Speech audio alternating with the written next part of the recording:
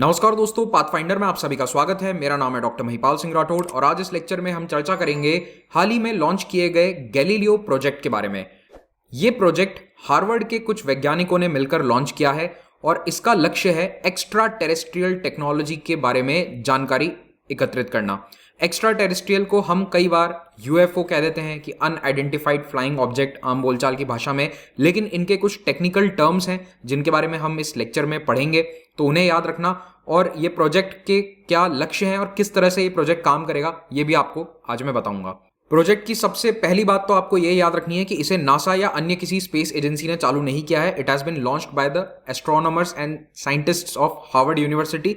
और भी कई सारे कोलैबोरेटर्स होंगे, बट मेन इन्होंने पहल की है। गैलीलियो नाम का एक नासा का स्पेसक्राफ्ट भी था पहले, उससे इसे कंफ्यूज मत करना। और आप लोगों के लिए एक सवाल भी है, आंसर जरूर कीजिएगा कि गैलीलियो को कौन से प्लैनेट को स्टडी करने के लिए भेजा गया था, मार्स, नेपच्यून, जुपिटर या वीनस। आंसर मिलेगा लेक्चर के अंत में, लेकिन मैं चाहूंगा कि आप कमेंट सेक्शन में आंसर जरूर दें और बिना गूगल किए आंसर आपको देना है।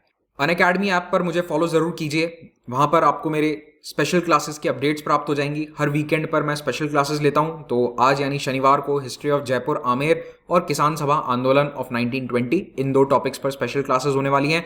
दोनों के लिंक नीचे पहले कमेंट में मिल जाएंगे। स्पेशल क्लासेस में अब कई नए फीचर्स ऐड हो चुके हैं, काफी इंटरेक्टिव क्लासेस होती हैं, so do check them out.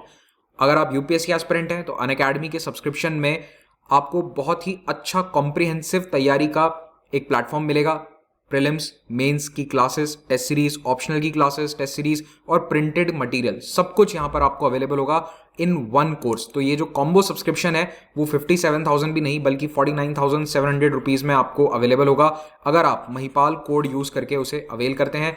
ध्यान रखिएगा कि 1 अगस्त से सब्सक्रिप्शन चार्जेस बढ़ने वाले हैं, तो अगर आपको कोर्स लेना है तो this is the best time. इस प्रोजेक्ट को नाम दिया गया है इटालियन एस्ट्रोनॉमर गैलीलियो गैलीली के पीछे। इन्होंने 16वीं और 17वीं शताब्दी में टेलीस्कोप्स के माध्यम से कई सारे ग्रहों के सैटेलाइट्स को ऑब्जर्व किया था। गैलीलियो प्रोजेक्ट में जो साइंटिस्ट शामिल हैं उनका लक्ष्य क्या है? एक्स्ट्रा टेरेस्ट्रियल लाइफ की खोज करना।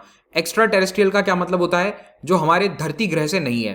तो जैसा आप अक्सर फिल्मों में देखते हैं, स्टार वॉर्स वगैरह, तो दूसरे ग्रह से लोग आ रहे हैं, उनकी बहुत एडवांस टेक्नोलॉजी है। तो इन साइंटिस्ट का ऐसा मानना है कि दूसरे ग्रहों पर जीवन है और उन्होंने कोई ना कोई टेक्नोलॉजी तो बनाई होगी और उस टेक्नोलॉजी की खोज हम करेंगे। तो इनका यह मानना है कि जो टेक्नोलॉजी है उसको आसानी से ट्रेस किया जा सकता है। प्रोजेक्ट की शुरुआत कैसे हुई, इसके पीछे काफी इंटरेस्टिंग कहानी है। पिछले 1 साल में अमेरिकी सरकार and to be specific CIA ने अपने कई सारे यूएफओ साइटिंग्स को पब्लिक किया है। तो देखो, अमेरिकी गवर्नमेंट, नेवी, CIA, इनके पास बहुत सारी रिपोर्ट्स हैं जिसके बारे में दशकों पहले जो यूएफओ देखे गए थे उसके बारे में डिटेल्ड रिपोर्ट्स हैं। वो डिटेल्ड रिपोर्ट्स अभी तक सभी सीक्रेट थी, क्लासिफाइड थी। अब उन्हें पिछले 6 महीनों में रिलीज किया गया है, जनता के लिए पब्लिक कर दिया गया है। तो अभी रिसेंटली जब यूएस मिलिट्री से ऑफिशियली ये पूछा गया कि आपका यूएफओ यानी अनआइडेंटिफाइड फ्लाइंग ऑब्जेक्ट के बारे में क्या कहना है, तो यूएस मिलिट्री ने कहा कि देखो, ना तो हम मना कर सकते हैं कि यूएफओ जैसा कुछ नहीं है या फिर धरती पर दूसरे एलियंस नहीं आए, और ना ही हम प्रूव कर सकते हैं कि वो यहां पर आए थे। तो हमारे पास जो सबूत हैं वो ना तो इतने पुख्ता हैं कि हम कंफर्म कर दें कि हाँ, ये इस धरती का स्पेसक्राफ्ट नहीं था, ये उड़न तश्तरी किसी और ग्रह से आई थी, लेकिन हम उसे पूरी तरह से रूल आउट भी नहीं कर सकते क्योंकि हाँ, कुछ ना कुछ हमें दिखा था। अमेरिकी सरकार के इंटेलिजेंस विभाग ने कुछ हफ्ते पहले एक रिपोर्ट भी जारी करी थी जिसमें इन्होंने इस यूएफओ गतिविधि के बारे में डिटेल में चर्चा करी। बाय द वे, अमेरिकी सरकार यूएफओ को ऑफिशियली अनआइडेंटिफाइड एरियल फिनोमेना कहती है, UAP। तो इन्होंने ये चिंता जताई कि UAP के कारण फ्लाइट्स में दिक्कत आ सकती है, चाहे वो एयरफोर्स के हवाई जहाज हो या फिर सिविलियन एयरक्राफ्ट हैं, इनके फ्लाइट्स में दिक्कत आ सकती है और फ्लाइट सेफ्टी को लेकर खतरा है और उसके कारण अल्टीमेटली नेशनल सिक्योरिटी का भी खतरा है। तो इससे निपटने के लिए हमें इस UAP के बारे में डिटेल्ड जानकारी होनी चाहिए। 4 साल पहले एक और घटना हुई थी जिसने एस्ट्रोनॉमर्स और साइंटिस्ट का ध्यान एलियन टेक्नोलॉजी की तरफ खींचा। एक ऐसा ऑब्जेक्ट हमारे सोलर सिस्टम में एंटर करता है जो फिजिक्स के नॉर्मल नियमों का पालन नहीं कर रहा था। इसे नाम दिया गया ओमुअमुआ और ये बहुत तेजी से जा रहा था, 87 किलोमीटर प्रति सेकंड ये इसकी स्पीड थी। और इसने धरती के निकट से होते हुए, सूरज के पास से होते हुए जो रास्ता लिया था वो काफी अजीब सा था, जो नॉर्मली किसी कॉमेट के जैसा नहीं था। इसकी लंबाई लगभग 1 किलोमीटर थी, लेकिन इसका जो बिहेवियर था, जिस तरह का इसने रास्ता लिया, वो काफी अलग था। और इसके कारण कई साइंटिस्ट ने उस समय ये कहा कि प्रॉबेबली ये हमारे सोलर सिस्टम का तो बिल्कुल नहीं है, ये हो सकता है कि किसी दूसरी गैलेक्सी का हो और उसके कारण इसका रास्ता थोड़ा सा अजीब था। लेकिन कुछ एस्ट्रोनॉमर्स थे जिन्होंने इस बात पर यकीन नहीं किया। उनका ये कहना था कि इसका जो रास्ता है वो नेचुरल बिल्कुल भी नहीं था, और इससे ये साबित होता है कि ये कोई आर्टिफिशियल टेक्नोलॉजी वाला ऑब्जेक्ट है।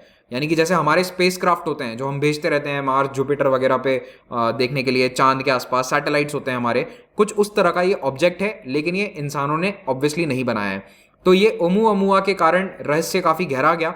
हालांकि मैं ये बात भी आपको बता दूं कि ज़्यादातर एस्ट्रोनॉमर्स यही मानते हैं कि ये कोई नेचुरल बॉडी थी, लेकिन इसका जो पाथ है वो अलग था, क्योंकि जो फोर्सेस इस पर लागू हैं वो अभी तक हम समझ नहीं पाए हैं। हो सकता है कि ये किसी अलग ही सूर्य के गुरुत्वाकर्षण के कारण इस तरह का रास्ता ले रहा था, और वो अभी तक हम समझ नहीं पाए हैं, क्योंकि इसको ऑब्जर्व करने का प्रॉपर टाइम नहीं मिला, क्योंकि ये बहुत तेज़ी से आया और चला गया। तो बस इसकी डिस्कवरी हुई थी तब ये ऑलरेडी दूर जा रहा था धरती से। लेकिन इसको लेकर एस्ट्रोनॉमर्स में बहुत ज़बरदस्त डिबेट छिड़ गई, और उसी डिबेट से कहीं ना कहीं निकलकर ये गैलीलियो प्रोजेक्ट सामने आया है। क्योंकि हार्वर्ड के कई सारे साइंटिस्ट हैं, उन्होंने कहा कि देखो ओमुअमुआ और इस तरह के ऑब्जेक्ट्स और भी हो सकते हैं, तो उनको स्टडी करना चाहिए हमें प्रॉपरली। तो अब हम ये डिनाई नहीं कर सकते, हम ये मना नहीं कर सकते कि इंसानों के अलावा किसी ने ऐसी टेक्नोलॉजी डेवलप नहीं करी। भाई अभी तक हम ये सोचते हैं कि इंसान इकलौता ऐसा प्राणी है जिसने पूरे ब्रह्मांड में सैटेलाइट बनाए हैं, जिसने स्पेस क्राफ्ट बनाए हैं। हो सकता है कि कोई और हो और अभी तक हमारा उनसे संपर्क नहीं हुआ हो, तो कम से कम हमें उनकी टेक्नोलॉजी को जानने की कोशिश करनी चाहिए अगर वो हमारे आसपास है। तो इस प्रोजेक्ट का मुख्य लक्ष्य क्या है? एक्स्ट्रा टेरेस्ट्रियल टेक्नोलॉजिकल सिविलाइजेशन, जिनको ईटीसी कहा जाएगा, उनकी खोज करना। इस प्रोजेक्ट का एक प्रॉपर लक्ष्य है, एक डायरेक्शन है, और इसमें एक लिमिटेशन भी है। किस तरह से मैं आपको बताता हूँ। इनका लक्ष्य यह है कि ऐसे ऑब्जेक्ट्स को, ऐसे चीज़ों को स्टडी किया जाए जो हमारे आसपास से गुजर रहे हैं, जैसे कि ओमुअमुआ को ही ले लीजिए, लेकिन उसके पीछे जो भी कारण है वो फिजिक्स के माध्यम से एक्सप्लेन किया जाएगा। ऐसा नहीं है कि ये यूएफओ है, किडनैप करके ले गया इंसानों को, इस तरह की हवाई बातें यहाँ पर नहीं होंगी। और आज से पहले अगर कोई साइटिंग हो चुकी है तो वो उसके ऊपर फोकस नहीं करने वाले हैं। वो तो अब आने वाले समय में जो साइटिंग्स होंगी उसको लेकर सचेत रहेंगे। वरना क्या है कि देखो यूएस में तो बहुत लोग कहते हैं कि मैंने उड़न तश्तरी देखी, मुझे किडनैप कर लिया। ऐसे भी कई लोग हैं जो बोलते हैं मुझे किडनैप करके एलियंस ले गए थे। तो इन सब बातों पे ये प्रोजेक्ट कोई ध्यान नहीं देने वाला है। ये लोग केवल ऑफिशियल जो साइटिंग्स होती हैं टेलीस्कोप के माध्यम से उसको स्टडी करने वाले हैं, और इलेक्ट्रोमैग्नेटिक सिग्नल पर ये फोकस नहीं करेंगे, क्योंकि अभी तक ज़्यादातर जो एलियन टेक्नोलॉजी का फोकस था वो ईएम सिग्नल्स के ऊपर बेस्ड था, लेकिन अब उसमें कुछ खास हासिल हुआ नहीं है। तो ये लोग इलेक्ट्रोमैग्नेटिक सिग्नल पर फोकस नहीं करेंगे, ये फिजिकल ऑब्जेक्ट्स जैसे कि ओमुअमुआ उसके ऊपर फोकस करने वाले हैं। तो अगर कोई मॉडर्न टेक्नोलॉजी इन्हें नज़र आती है तो अब वो क्या कहलाएगी? Techno signature. ये सारा काम होने कैसे वाला है? तो देखो, जो एग्जिस्टिंग टेलीस्कोप्स हैं उन टेलीस्कोप से इमेजेस डेली जो आती हैं उनको ये लोग स्टडी करेंगे। इन हाई रेजोल्यूशन इमेजेस को अच्छे से स्टडी किया जाएगा। कई सारे जो सेंसर्स हैं सैटेलाइट्स में या फिर ऑब्जर्वेटरीज में, उनके माध्यम से जो डेटा आता है उसको ये लोग स्टडी करेंगे, एनालाइज करेंगे। और अगर कोई ओमुअमुआ जैसा ऑब्जेक्ट इनको दिख गया तो उस पर डिटेल स्टडी होगी। इस बार पहले से ये लोग प्रिपेयर्ड होंगे, और इनकी कोशिश ये है कि कोई ईटीसी सैटेलाइट ढूंढ लिया जाए। यानी कि जैसे इंसान ने सैटेलाइट्स बना के छोड़ रखे हैं हमारे अर्थ के एटमॉस्फेयर में, तो उसी प्रकार से कोई दूसरा सैटेलाइट या स्पेसक्राफ्ट अगर किसी और ने बनाया है तो उसको खोजने का इनका लक्ष्य रहेगा। अभी ये टीम कई सारे टेलीस्कोप स्थापित करने के प्रोसेस में है। इनको फंडिंग भी मिल गई है, एक प्राइवेट कॉरपोरेशन ने इनको पैसा भी दिया है। तो ये कई सारे टेलीस्कोप स्थापित करेंगे पूरी दुनिया में, और ये टेलीस्कोप 25 सेंटीमीटर या 10 इंच के होने वाले हैं। और इनमें जो कैमराज अटैच्ड होंगे वो हाई रेजोल्यूशन इमेजेस को लेंगे, और फिर वो डेटा या इमेजेस को स्टडी किया जाएगा कंप्यूटर्स के माध्यम से। और क्योंकि ये बहुत सारा डेटा होगा तो इसको स्टडी करने में थोड़ा समय भी लग सकता है। एग्जाम पॉइंट ऑफ व्यू से जो टर्म्स मैंने यहाँ पर इस तरह के बताए हैं आपको, इन्हें याद रखिएगा। यूएपी, ईटीसी, ये सब क्या होता है, कौन इसको चला रहा है गैलीलियो प्रोजेक्ट को, ये भी ध्यान रखिएगा। और फाइनली जो मैंने आपसे सवाल पूछा था, जो शायद आपसे कंफ्यूज करने के लिए इसी प्रोजेक्ट के साथ जोड़कर पूछा जाएगा, वो ये होगा कि गैलीलियो स्पेसक्राफ्ट कौन से प्लैनेट की स्टडी के लिए भेजा गया था। तो नासा ने इसे जुपिटर की स्टडी के लिए भेजा था, और इसको 1989 में लॉन्च किया गया था, और 95 में जाकर ये जुपिटर के पास चक्कर लगाता है, और उसमें कई सारे इसने डेटा वहाँ से भेजे थे। तो जुपिटर के कई सारे मून्स हैं, उसके बारे में हमें बहुत डेटा इस गैलीलियो स्पेसक्राफ्ट के द्वारा प्राप्त हुआ था। तो ये पहला स्पेसक्राफ्ट था जिसने जुपिटर की स्टडी करी थी। इस लेक्चर का पीडीएफ आप पाथफाइंडर टेलीग्राम चैनल से डाउनलोड कर सकते हैं। अगर यूपीएससी एग्जाम की तैयारी कर रहे हैं तो अनअकैडमी सब्सक्रिप्शन के माध्यम से आप भारत के बेस्ट टीचर्स से लाइव पढ़ सकते हैं। यहाँ पर वैसे बहुत सारी स्पेशल फ्री क्लासेस भी होती हैं, उनको भी देखिए। लेकिन अगर एक स्ट्रक्चर्ड तरीके से आपको अपना कोर्स पूरा करना है तो आइकॉनिक या प्लस में से कोई एक सब्सक्रिप्शन आप अवेल कर सकते हैं।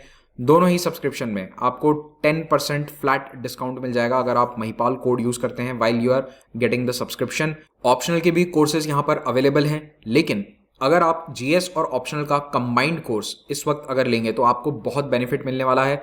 कॉम्बो सब्सक्रिप्शन पर 35% डिस्काउंट चल रहा है और उसके उपरांत 10% डिस्काउंट और आपको मिल जाएगा अगर आप मेरा कोड यूज करके इस कोर्स को परचेज करते हैं।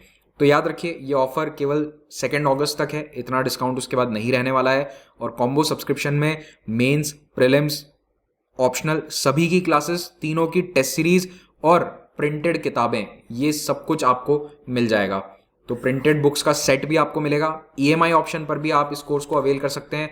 ईएमआई ऑप्शन पर जाने के लिए नीचे आपको एक लिंक मिलेगा डिस्क्रिप्शन में, bit.ly वाला, उस पर आप क्लिक कीजिए। वहां से आप हमारी टीम आपकी मदद कर देगी। एक्सटेंडेड वैलिडिटी जैसे बेनिफिट्स अभी आपको यहाँ मिल जाएंगे और सीएसई एश्योर की तरह इस कोर्स पर अभी और भी ऑफर्स चल रहे हैं जिनको आप यहाँ पढ़ सकते हैं। तो ये सारी सुविधाएं आपको 1 ईयर कोर्स में केवल 49,700 रुपीज़ में मिल जाएंगी।